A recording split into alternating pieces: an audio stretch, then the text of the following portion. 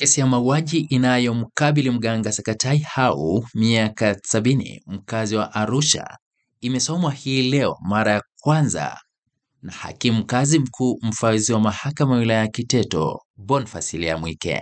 Mganga Sakatai anatuhumiwa kumuua Mama Imboro Hando Ginwe, anayekadiriwa kuwa na miaka 79, ambaye huyu ni mkazi wa Kiteto. Wakili wa serikali mwandamizi Alice Thomas mahakamani hapo alimweleza hakimu kuwa shauri hilo ni jipya, akisema mtuhumiwa ametenda kosa la mauaji kinyume na kifungu cha 196 cha sheria ya kanuni ya adhabu sura ya 16 rejeo la mwaka 2023.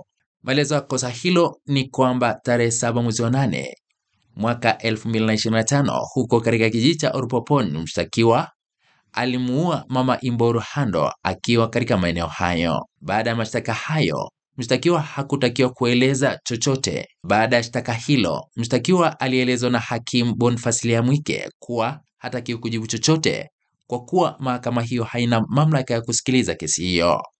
Amesema kuwa kesi hiyo inaendelea kutajwa hadi hapo upelelezi utakapokamilika kisha kuhamishwa katika mahakama kuu iliyopo Babati. Kesi hii imepangwa tena kusikilizwa tarehe 28 mwezi wa 10 mwaka 2025, ambapo mtuhumiwa atafikishwa kwa hatua zaidi za kimahakama kuhusu kesi hiyo inayomkabili ya mauaji.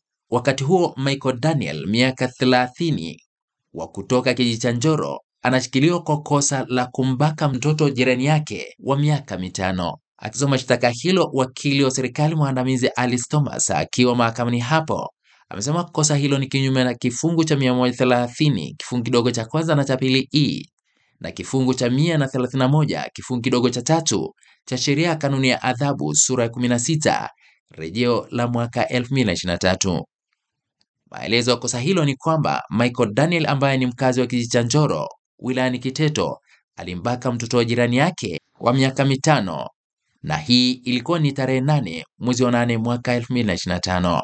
Alipoulizwa na hakimu Boniface Lyamuike mahakamani hapo, mtuhumiwa huyo alikana shtaka hilo, na ndipo kesi hiyo ikaahirishwa hadi tarehe 23 mwezi wa 10 mwaka 2025 kwa ajili ya hoja za awali pamoja na usikilizwaji wa shauri hilo. Nikiripotia EATV kutoka hapa wilayani Kiteto mkoani Manyara, mimi ni Mohamed Chumvi, askari wa mwamvuli wa EATV.